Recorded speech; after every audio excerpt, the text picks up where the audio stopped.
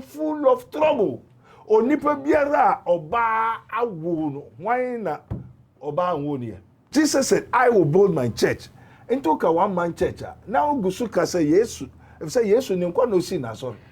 Mami o se de bia ni nufusa wakwa sa sorry akesa ni mi. O kaka wo se beye ni ho.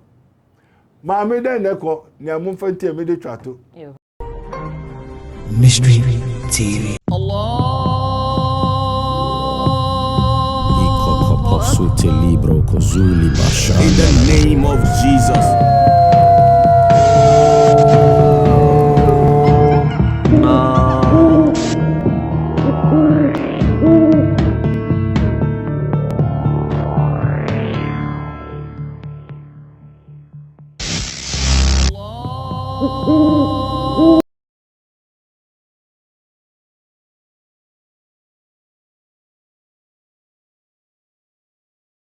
Abusiam mo akwaba Ediba Mysteries TV. So Mystery TV there wonim say ebreso no yet na se a na eye ensem a ehinta oyen ensem a yennim ho na kwancha na se yennim ho na de ban no eno na ye ya na ye nkonwa sei na ya ba betrechi mu ama won so wate wo ho ase eno nti se wo se wonua ba adwa gold matena se sei dia na eye Mysteries of Mysteries ebre na so eno nti mesre so be free wonua no so aka tro bi say Mystery TV bre no aso eno nti womre na omra meti nia enen so na ko a ewo edema nyamemma ansa na ye dwumadi be hyehyɛ so no kai wo se eye Castoplanto technology na so masene amamde dwumadi ebro Castoplanto eye ne kofa by any Prophet Dr. Abednego wakwa spiritual invisible hospital ediaba obutu ensom oreku junction eno nti wo ha obi a ha ofa sunsum ho no fa papa number wase na ofre na obetimi aboa ama waso abusua me twa me ho sema aba twa me nko bebia. Hallelujah. Prophet Dr. Abednego has once again demonstrated the power of God following divine guidance. He established the world first spiritual hospital, Rabboni Spiritual Research and Divine Medical Laboratory. Now God has directed him to create the Prophet Dr. Abednego Invisible Teaching Hospital powered by Castoplanto technology. This unique institution will reveal spiritual realities and help you understand the unseen battles affecting your life. Many are spiritually unwell without realizing it, and many struggle to progress due to invisible spiritual conflicts. Prophet Dr. Abednego Invisible Teaching Hospital is here to uncover and address all spiritual obstacles. Bring all your problems to Prophet Dr. Abednego Invisible Teaching Hospital and witness the revelation of all that has hindered you spiritually. Visit us in Ensawam Adwajiri, Oreku Liberty. For more information, please call us at 0208 599 576, 0208 599 576, or 0278 977 215, 0278 977 215, or email us at castoplantotechnologies@gmail.com. Prophet Dr. Abednego Invisible Teaching Hospital, unveiling spiritual hindrances and guiding you to divine freedom. I will say I'm a sign that was biom sa wa twem na ya twa ye ho akwaba ebraso sa ye de enkomo no ehhehye so enne asem ben na ye ba beka ho asem e wo Mysteries of Mystery TV. So I say the nature of man onipa ne su ene ne ban no sen na etie obitimi ya de bi hwe ne din wo se esu ne ban we de asem ye hu bi da esu ne ban we de eda soronko enu nti ehu ahia se enne ye bedi sa su ne ban no ehu nkomo enu nti kan ho niema papa akwaba papa mpache mo akwaba Yeah, na mo ho te sai na me adom yo empefo se ye nim se bisa mo na mkwanso boko anopa yi papa baby efin so de boko yo se Mystery TV breso se ya na ye nsemo a ehinta ensemo a yenim na de ban asem bi kro ho ya na ya tena so yenim na nkyirase eno na ya na yebopinu se ya gimo nkyirase intene ne ba behwe na ye the nature of man enipa su ene ne ban no ampa sanity. Father, we thank you once more again in the name of our Lord Jesus Christ of Nazareth. Holy Ghost, take control. Eja edawase wadu moja ninti. Amen. Essential that radia seni too much for ena Mystery TV for ena woman follow his minister of Christ and the dispenser of the mysteries of the kingdom of God, as it is written, ye may know the truth, and the truth shall set you free. Amen. Amen. And you know, yen krabia and yen shebre, and ye di hu adanse. Okay. So I'm full of truth. So besides the nature of man, onipa ni su ni ne ban wudi bisa. Ye hintasem kesia. Nano na nkrofo bebre from a prophet Abednego ebinu se ntoko kresi ebinu se obinu se prophet ebinu se ensem bebre obi aso sori oso prophet obi asori odifo enso ahokire na obre na ena ekoso because nyama bi hinta onipa what you say na de ruade asese ade onyankopon de hinta o yen wo abode ahyase ansa na obo so na asase na nemri wabededi akire yen kukua. Amen. Amen. Na no na mama bi o se asori onu wanya ase ne de on de onko sa asori na wanya ase no na sa asori one man church. One man church. Jesus said, I will build my church. Into ka one man church. Now gusu ka say Yesu. If say Yesu ni nkwa no si na asori. Papa hu say impempi no dodo na wo sa adwene no. Ewo mutirim say asori bi a wanyi a chen no en wo so okosa asori no say na you can one man church no ya na it is saying it you because also for lack of knowledge my people are perish and destroy. What you say entino say oka say one man church ne onim no oka onye mfonso ye na no so mfonso obenya ne say obehu ne say onya dane samanya mato ti ase onipa beje de no wawu awie onipa beje de no wawu awie ndita bobo say hey say na his minister of Christ prophet Dr. Abednego say na onipa de no kasa o na obi asoma no won asoma no na nam we no mi won hwe nam we so na mi won o kasa amen ndita bobo hu say hey say na ete na why your saman say what dane honhom we honhom a utube ko babia ohubiribia na utube hu the real truth. Say na di sanetini sanete satan why there why your saman. Amen.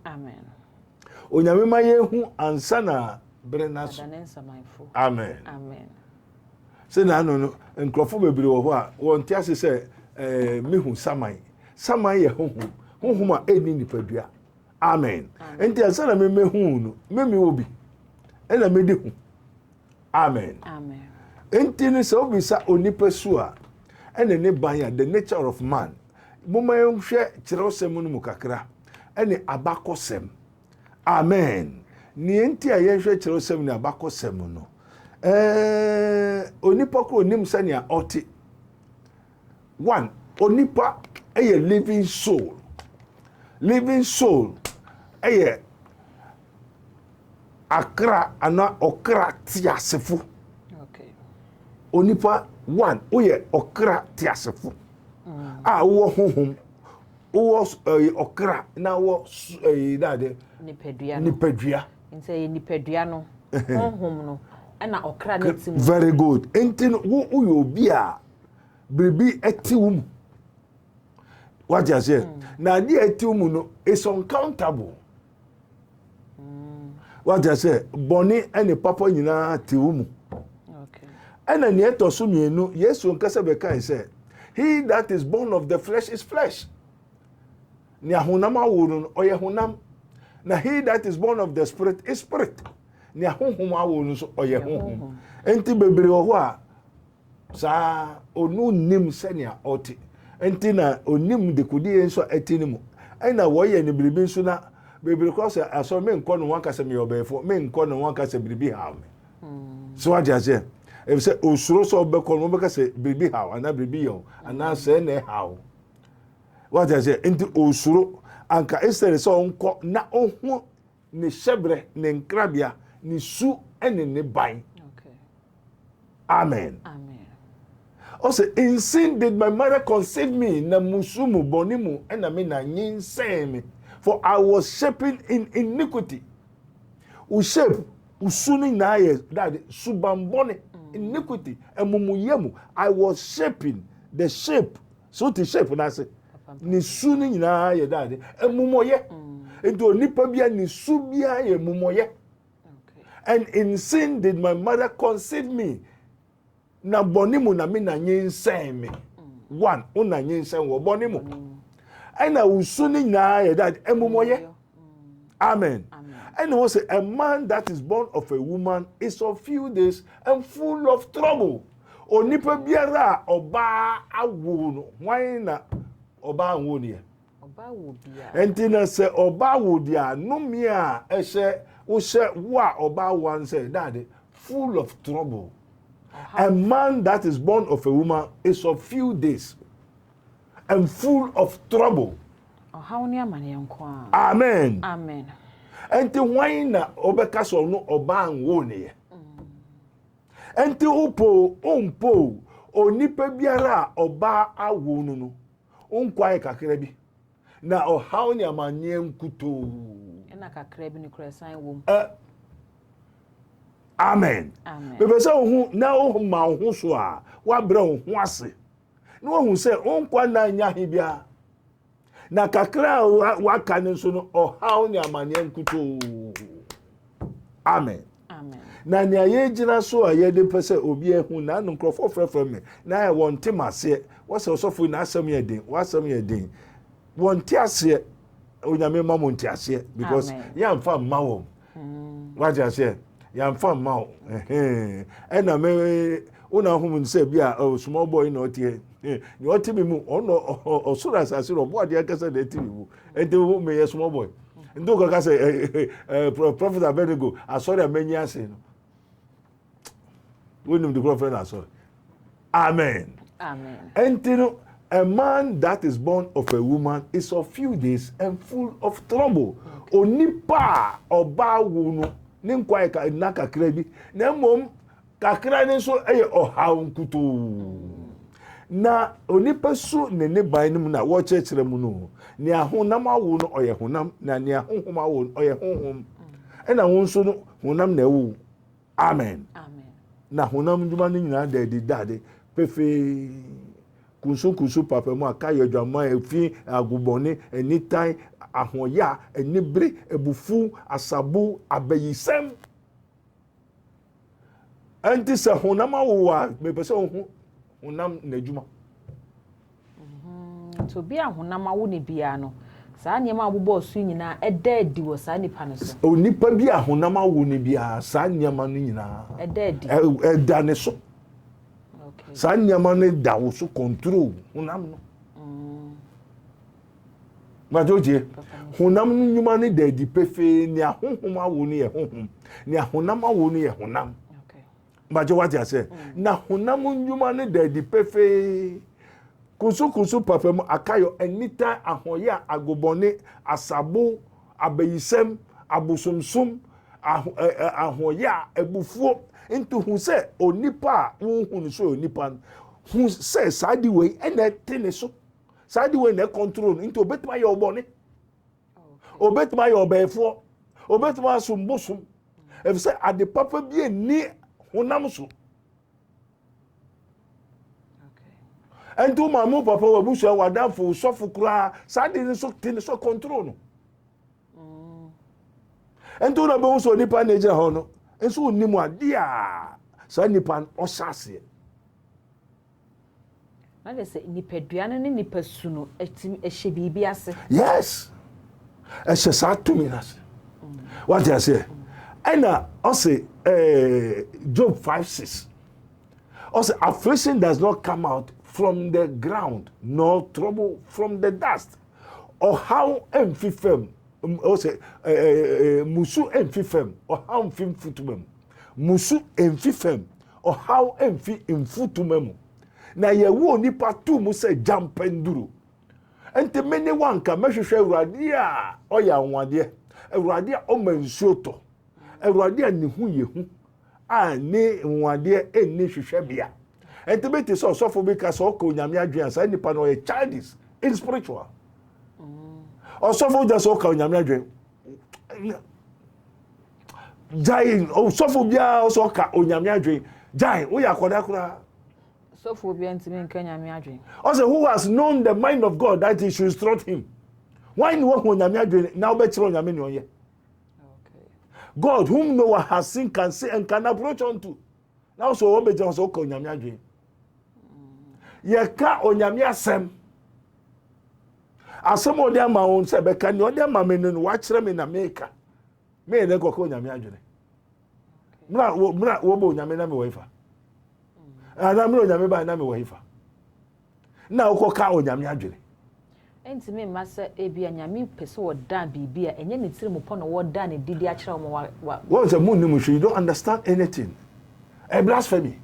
Okay. Only pass ko ka onyame adwene. O se na kukuo o ye den ko ka kire na o ye wo se why me kukuo and why me tuntu why me fita. Wo be hu na adwene. Ale no ni pass ko ka onyame adwene. Kukuo kwansan ade aya yi onu sa de o wa no a oba bebisa me ma adwene ni ne wan. Ano be hu ma adwene nti a me ye ne sa. And then won't to me, won't to me one, sad dentina Maya was sa. A year then I'll me margarine. And to suffer your so called imagine or that, or truthful. Or the imagine or then come.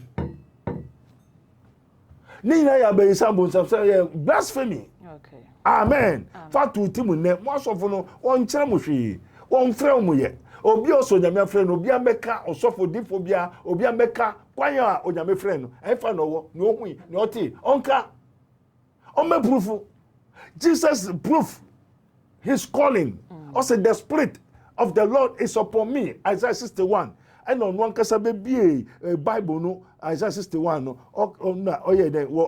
look for. Okay. Also, the spirit of the Lord is upon me. Also, the Lord has anointed me. What do you say? Jesus proof. And to obey so your differ, only proof. Who tell you onyame kuku betwaka kire no ye kuku ni say I don't know why me kuku anasanka. Who onyame adwene. And to onipa su ni onipa ban no. Enya de papa bia. And then I Yesu ni Yesu afọ na wo se Yesu ahwe ho so hwe wo na becha me na ewo nipa mu man is a living soul atiasefo kra.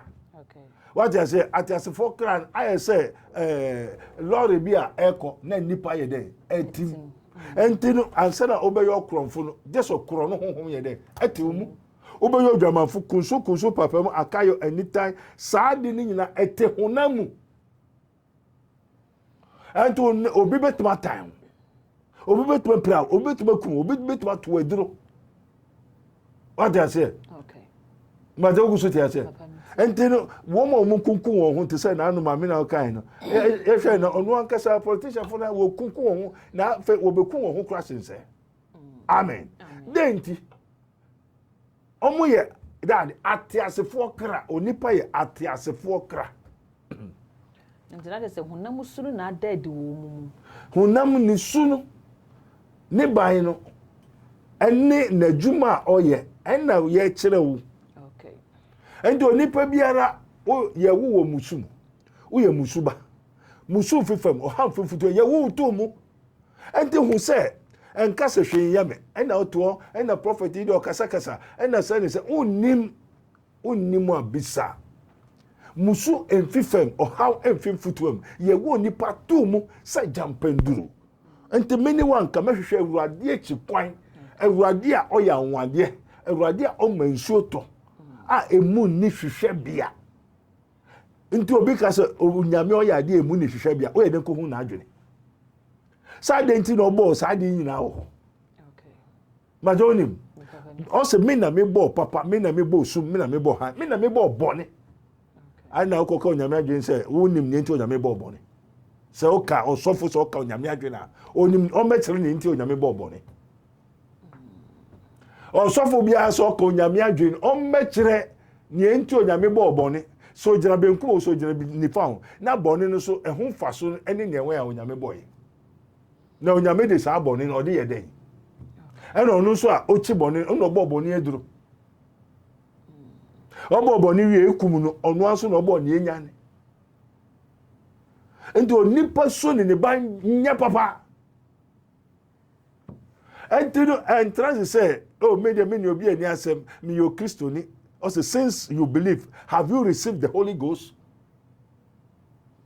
o Christo ni bia wonya wo wie wonya fa Yesu Christ o kra genkwa ya wo foforo na wo gidi ya wo foforo unsa ka ho nkonkro na na Areza papa wo gi adi ama ya wo foforo no no abe Christo no eno nko a enso ha no nko anya ina na enough ni ne we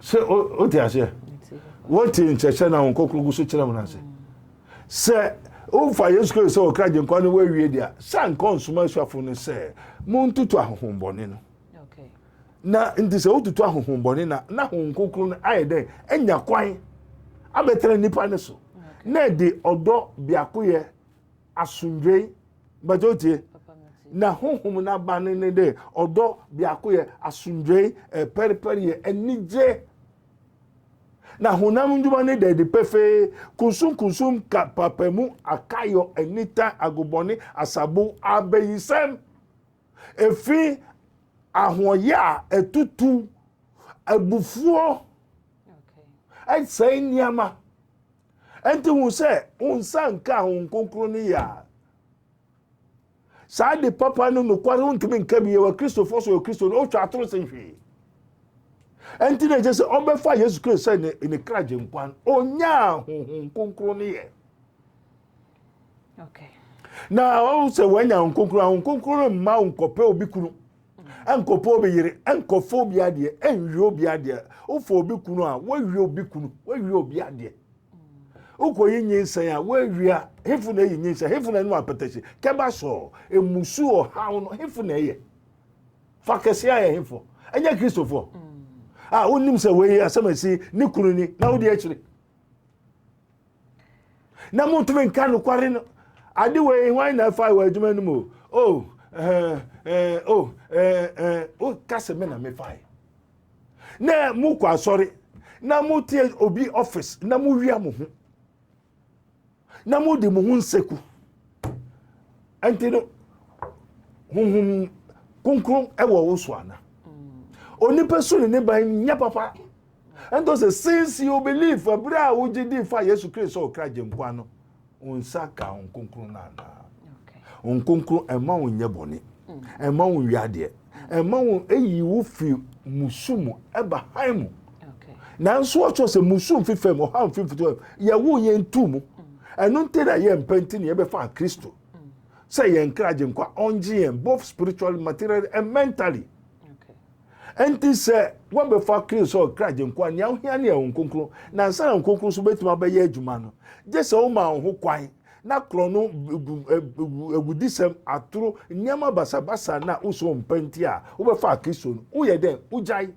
na wo be jai a jese obi yiwu firi mu papa fe yenhwe ne sei wa cheche nipa no mu ahodo mienu ye wu ne honam awo no ye honam very good ne honhom awo no so ye honhom mo wa ma ye honhom nyuma no sa ye honhom no so enyuma mo enti sese wa wo chese se obi ebetimi aba be ye abeso honhom aba na age se o ma ne ho kwan mo ema obi yi ne firim sa enti ya asimbisa ne se obi wo ho a ote honam nyuma na ede adi woni mu na wakohu Kristo wa pa mu aka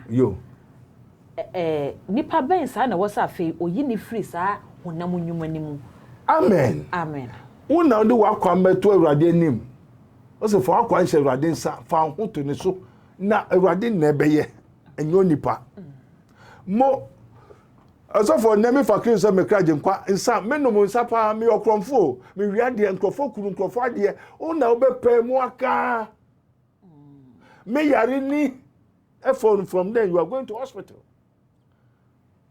from what's a faith without works is faithless jidi anyuma nka ho eye jidi wi okay and to one for Kristo kraje nkwa na da so wiade a jidi be na wo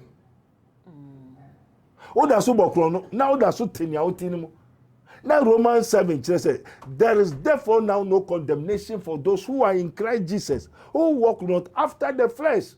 Afobu bi eni o ma wo mo Kristo mu a omo da so nam honam kwan so.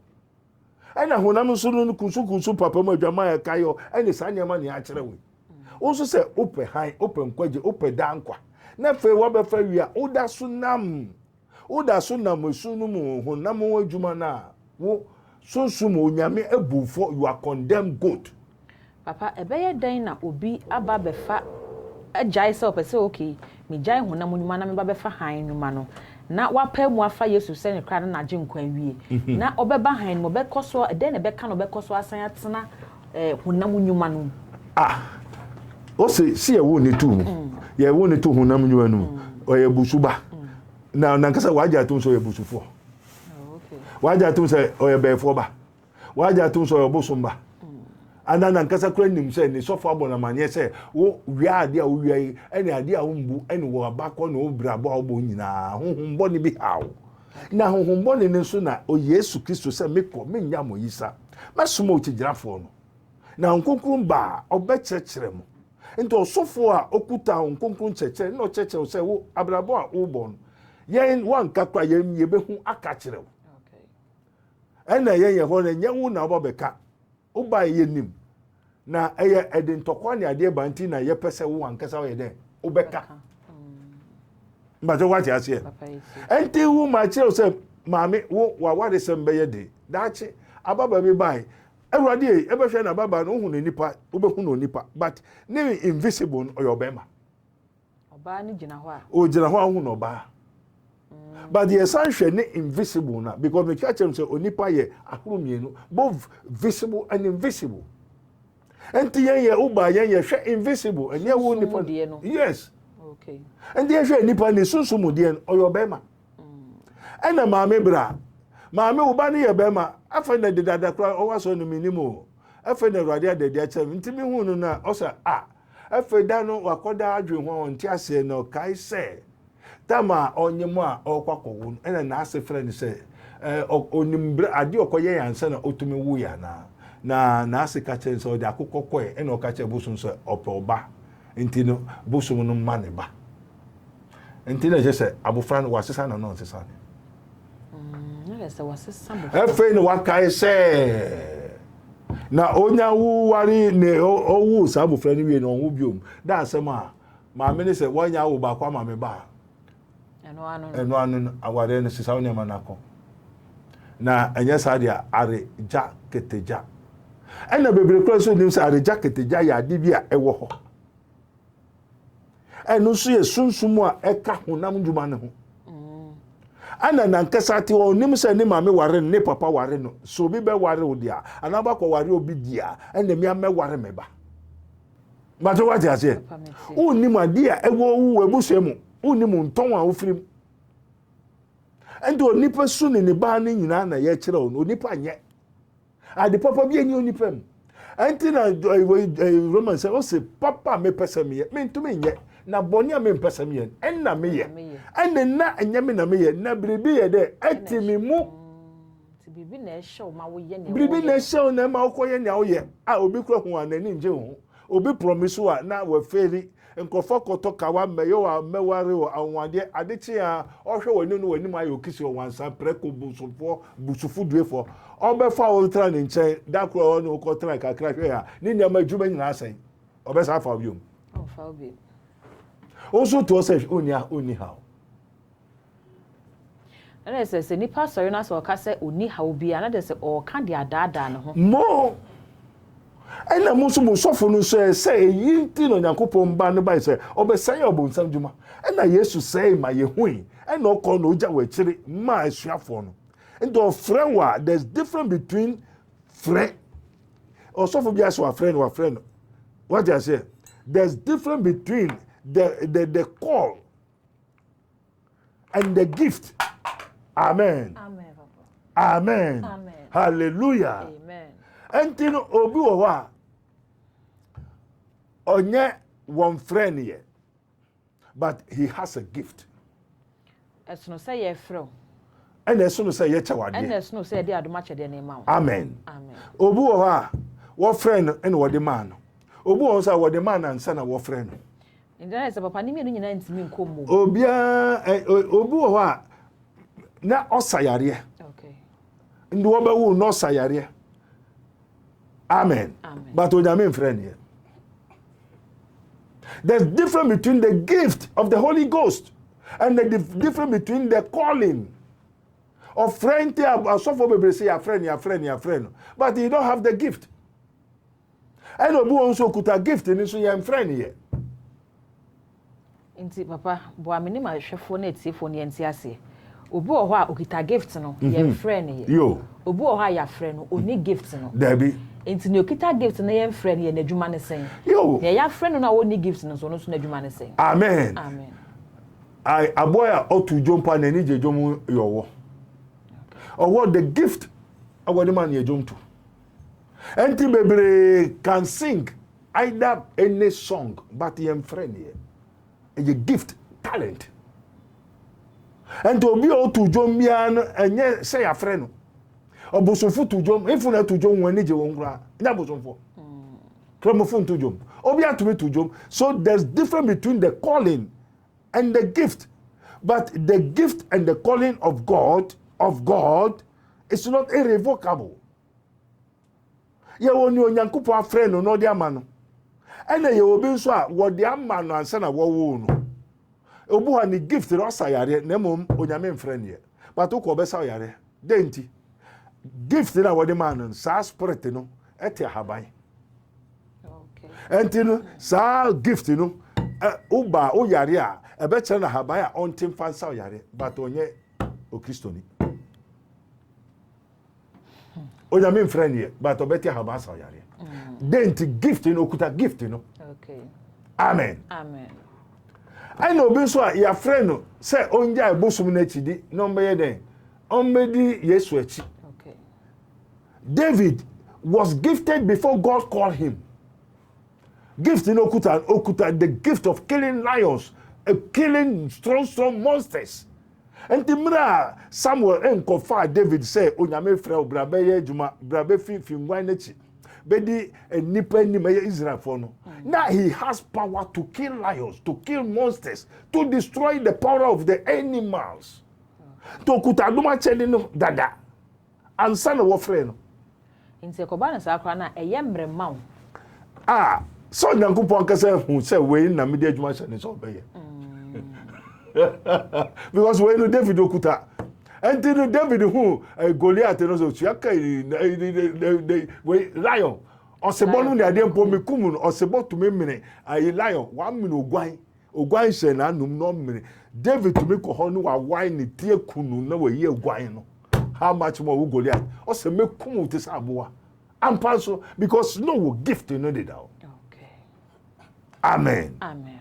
Enti onipa su no oninkra nim se oye bosumba na sa bosum no a oye ne ba no efisa ye won ne to bosu no efie no frimu no abosum fie abusia no be bodom ye no enton no be to mu no sa pepepe enema bi wo ho nti ya wona atum nti ne suru ne ban ne nyina be ye sa ade no pepepe nti ne sa ade no pe na ode wo ye. And to say, Papa, men person me yen, and na me yen. One, dainty na sade no, a person from ye, o ye honam. O ye atiase fokra. And a honam duane de, papa mu abosum sem, abeyisem, and a bosum so ofio. And a wonso sa bosum and a shawusu. And to offer the easy for that person. Okay. But what I say, and to do ye near or no pay. Minimbo so mi aye ko frɛ no ubanum wi tawasa ansa no waba menim na me di ho adanse papa ne omra no wa hai kaya wo wanya so sade enti bebre powers enti na bebre wo ho a obeka nya mesema me no so fo bi okoka nya mesema je so wa no ma patachi sa na fa na ni so obeka se honhom bi e ya patachi o me gina wa bro se brade oba ko so frɛ me o so fo me de aya ahemache nsafu no me ko abeso a menya kro nkrofo abeso abeno me ko yi ahemache 3-4 o'clock o yi ntunkunu no wa bossa into tete mo o da chi kro ya no kra onu onim se ntunkunu na o de ye adwuma Holy Ghost adani ntunkunu ma petition na wo de we nya de na that is how the spirits are. Spirit bo obeba otu jom sa no ide waba What you say? And to obia or to Joma, and yet Onyankopondian, who is say some spirit. And he said, Ogusu to Jomnis as spirit in by Begurana, and man more Jom. And to be okuta natural gift of singing on coping profu Jom, Nankasa Nei Jom. This is a musician. And young Profu Jom na go to be now so to Jom.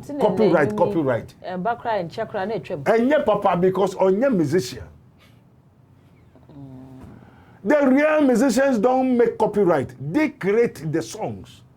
They have a creative-minded spirit. On what's nasi? And the idea obey side so obey bribi kakra for boss na de na bewura no na yin jom onyo nyame na afre no ye ojontofo bebre nyo nyame na afre e gift no. So the difference between the gift and the calling. Papa e betimi abase obi e wo gift no obeka se okay ohwe no ho so owo gift ni se ne obeye ne nyame pe ama nyame de frɛ na ka no ho. No, nyame amfro bia so nkoto dwom. Okay. Ye nkoto dwom. Ye koye adwuma. The real man of God was sent to work. Jesus came to work. Then obey obonsam dwuma obeyi afiri sumo hamu musu obre amane honam dwuma no obeyi afiri mrana se aba de adwom no. Okay. That is a dwuma ntina be se menchire na nkrofo ho. Now you call yourself a Christian. What for Christ Christ Christ? Now that's what them. Now that's what them. It was on to me fee who nam nasi. It was obe pema ka say also for me obe fo. I said obe for Christ say Christ Christ say pema ka say me obe fo. And son what for Christ say Christ. But do they confess of their sins or confess to take Jesus Christ? Okay, say me for Jesus Christ so me Christ. And yes sir. Why na ba so for me wiade pa nti ne de megyan me wiade bi nti me kofa Yesu. Papa all pem waka no eno nkyere se wagyan se ebia me yekromfo me yedwamanbofo na mate Yesu ne na me pem mu kan se me fa Yesu se me kra no magye nkwa me pem mu kan se me fa Yesu se me kra no magye nkwa no eno nkyere se ne me ye no megya je se me sign pem mu ka se megya dwamanbo megya we megya ansa na adede se megya ana na opem mu kan se wagyan no Oye anawda sujai. Wejaya na oye. Okay. O se jidi a enyuma nka. Eye jidi we. O se me se first na me okromfo na se me bo dwaman enti meja enti me fa Jesus Christ se me kraje nkwa. Na de besa na na nkrofo etiri. Enti jidi na o jidi no. Ejuma me na oye. Faso bi ambaso. Enti ne okan na yehu. Then Crawford assured them say Christopher so ni Onyankopon ba. O say ni ahonhoma wo no onye bone. Anyone the man that is born of a spirit sin not. Obi ahonhoma wo no onye bone. Na obi oye honama wo no ena oye bone. Enti bebre Christopher ti assured them o me honama. O ti assured them. O ta assured them so oye honama. Ele ze nyame nim no. Asọrin kobi nkrofo ko no kobi adi na oye no wejai wo so yo Kristo ni na wo ko ton aburo na de dua agbo olonka na se no olonka na pu wo bo posisi nkrofo na wo ti Kristo na da so ya wejai wo de ade abobo we ni nyina olonka so de say yes straight for corner wo abobo se ne ade ni mu be ketwa na wo de aburo ketwa ma no na aburo nkai no hena ne befa nti wawia na wia uyo Kristo na uyo den papa ne se de na je se ye ti so dem dodo na na dada ye ho eyi ne se won kan kire mu eyi ne se ye nkonbo amane na ai na ja ne se unu hu na o pa mu ka mfu so a oyo no kwafo se o de be chew na meme ne hina meka sa asemu sa na me so mete adome na adome ena ya beyi mi afi musumu ohamu ento se Peter o de ho a kachire jiwu nyanum enti mi wayi mi ina wa chem se memeyi mu so bon se ma Yesu enti se na meka no sa na memete ena adom na adom ena watimi ayi wafiri yo enti na me so me pese me yi wo mfrim menkyerɛ wo na ho na wo ba sɛ wo mpanya wo yɛ na ma yi sa honhom na ma wo yɛ sa afiri wo so and there ye biribi to me be honhom bi na ma wo yɛ nia wo mpɛ wo yɛ no. That is the nature of man. I say nipa suni die ade papa pa die oni ne bon to kwanta pa entino o ma me betuma yo o nua betuma yo o sister obi bia betuma yo if it's a son out. Okay. And you don't trust any human. Trust in God and believe in God for wonders. Okay. Believe in Jesus Christ. Nia on to me ye boni no Nyankopon. Okay. No sense honhom awo nti. Enti me pese me kan kire o se oye musuba. Ye wo utumu. Oyo kronfo ba, oyo obefo ba. Obefo so ne obi a okuta aboa honhom. Okay. Na aboa honhom tenimu a obu se won so ye dade. Ya aboa ni. Enti o ma me kuta aboa honhom no ya aboa, won so ye dem ba. Aboa ba. Enti no mu nyina mu kɔ imfa. Mu kɔ bebi aboa na ni kire no. Enti okoton so ye den. Enwa no ma. Enti se na o ma mete no. Saa na banete. Se na o papa te no. Saa na banete. Enti no se onu moja na aya onum ebigu nufu no na ebi angu nufu no. Na wo onum nufu na wa onum nufu. Enti wanu bia. Ma wo yam. Adumbi. Enti se sa de na onum eno. Me kai ma me be bai. Mami o se de bia ni nufusa wakwa sa sorry akesa ni mi. O kaka wo se beye ni ho. Mami den ne ko ni amumfanti me de twato. Yo papa. Everybody is sabri ochi amunu Juda mujata aha ka ho kofa mami ne bra. Mami ade no yesa me ne wodi Germany tam o ya bofra na osua no nufu na me de man yare nko eno ne breast cancer. Breast cancer ye twetwa nya wonnim uko na no mami bia frɛ me won atwa ne nan atwa ne nufu won atwa ne sisi won atwa ne kidney won twetwa say ade na woto also buy so won kɔ no won twa no e na obo ne sofa man no sofa no se kɔ na say mami se kan wodi aka ahoto nya bi because musumu nie yenyi say in sin did my mother conceive me o mami onyim nyina no eye bonimu onyin sem one and you was a shaping in iniquity emumoyemu ena wusumete what you say ena wo ye wu tu mu enti wo mame wo ejapade a eye cancer obema wa no ma obema enti na wo mame wo no de ama wo ene na sade ne so sa wo mpa obeba urade ho na ye tutu afiri wo so amen enti okoso to doctor twitwa no sa ese oda ebinu da America ebinu da hospital ebinu ma hyehyehye ebinu mu ne ade nyina mse maame na wo ye nyina onni aburuchiro wo Ghana ha enti se nipa no wo ha no kutade no de wo ha o ko pe doctor of the machine doctor na kasa be create din ene yare na ma wo nyesa nipa ne kuta no te sa Abeduaba yi no de ade no wo no nto do wo wa ko na doctor say the spinal petit pass. You have to go for under surgery with 21 days. Na nipa nso twen. Enti no ode ade na wo ontu. Wo twitwa wo wie na no wetu. Na nia doctor no betwa wo twa ho nam natural chin. Ndi ehon enya wo die biom. Ndi doctor ni twa ho nam no. O to kire no no age. To nam no nyina wo fie. Ya twitwa amo yada na wo nam. Ti wo twa no eje ho. Wo twa no eje ho. Ndo onya wiwe pe team.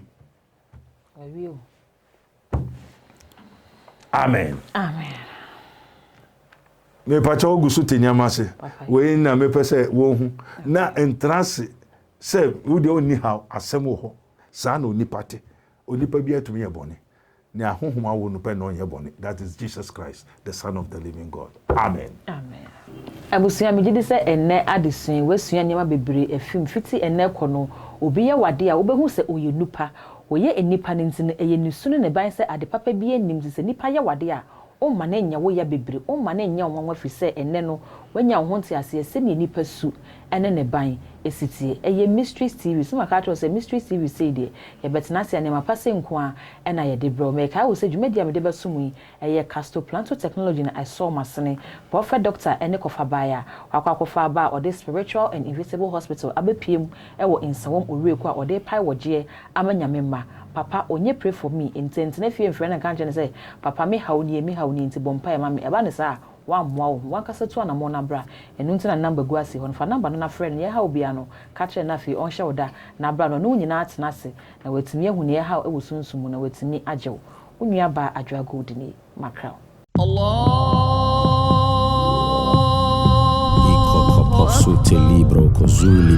In the name of Jesus.